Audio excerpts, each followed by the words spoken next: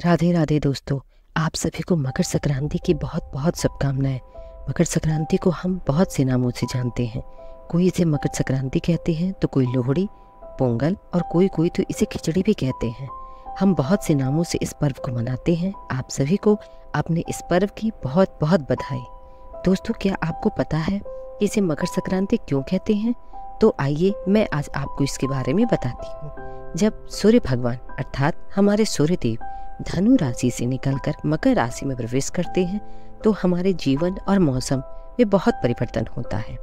ठंड थोड़ी थोड़ी कम होने लगती है, मौसम में बदलाव होने लगता है। इसलिए हम लोग उस दिन तिल और गुड़ का सेवन ज़्यादा करते हैं ताकि मौसम के परिवर्तन से हमारे शरीर सुरक्षित रहे।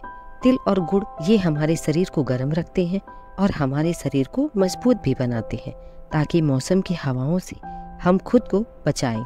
पता है दोस्तों, सूर्यदेव को धनु राशि से निकलकर मकर राशि में प्रवेश करने की वजह से ही हम इसे मकर संक्रांति कहते हैं।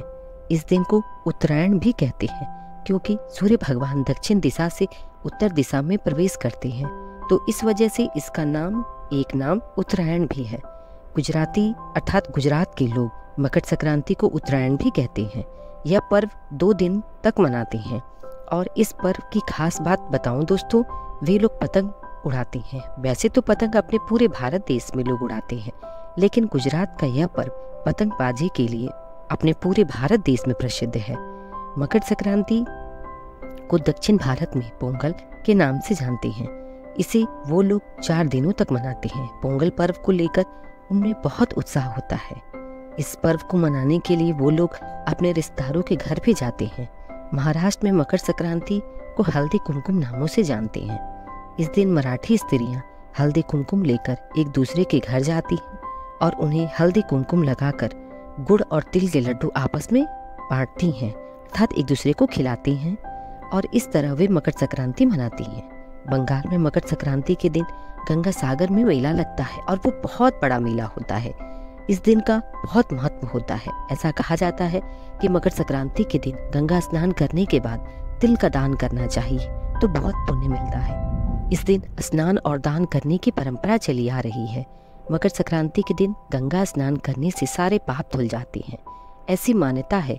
दोस्तों, अगर आप लोग गंगा नदी नहीं जा सकते हैं तो अपने घर में ही गंगा जल अर्थात पानी में गंगा जल को थोड़ा सा मिलाकर स्नान करें। अपने थोड़ा सा ही सही, लेकिन गरीब बेसहारा लोगों की मदद करें।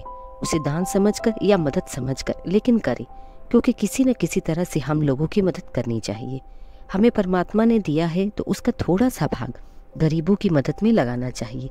दोस्तों, आप लोग सोचेंगे कि मैं आपको ज्ञान देने लगी, लेकिन ऐसा नहीं है।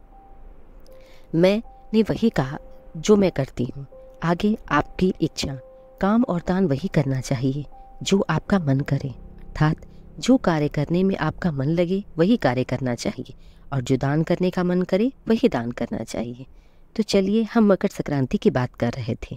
तो बिहार में मकर संक्रांति को चूड़ा दही नाम से जानते हैं और खिचड़ी नाम से भी जानते हैं। बिहार और उत्तर प्रदेश के लोग दही चूड़ा खाते हैं मकर संक्रांति के दिन गुड़ के साथ, और साथ साथ ही वो लोग इस दिन काली उड़द का दाल की खिचड़ी भी बनाते हैं। साथ में ही वो लोग इस दिन तिल, गुड़, चावल और काली उड़द का दान भी करते हैं। दोस्तों, हर राज्य में मकर संक्रांति को अलग अलग नामों से जानते और मनाते भी हैं, लेकिन सभी लोगों के पर्व मनाने में एक बात बिल्कुल ही मिलती है। वो उस दिन तिल और गुड़ का सेवन करते हैं, कोई लड्डू में तो कोई किसी और चीज़ में, लेकिन वे सभी तिल और गुड़ का सेवन करते हैं अर्थात खाते हैं। साथ में सभी अपने अपने परंपरा के अनुसार अपने अपने देवी देवताओं की पूजा भी करते हैं। तरीका अलग हो सकता है, लेकिन भावनाएं तो सबकी एक ही हैं और वो है अपने अपने पर्व को अपने परिवारजनों के साथ मनाने की, अपने परिवार के लोगों के साथ मनाने की। इस पर्व को मनाने में बहुत उल्लास के साथ लोग मनाते हैं। आप सभी को मेरी तरफ से मकर संक्रांति की बहुत बहुत बधाई। दोस्तों, अगर आपको मेरी यह बात अच्छी लगी हो तो प्रेम से बोली राधे राधे।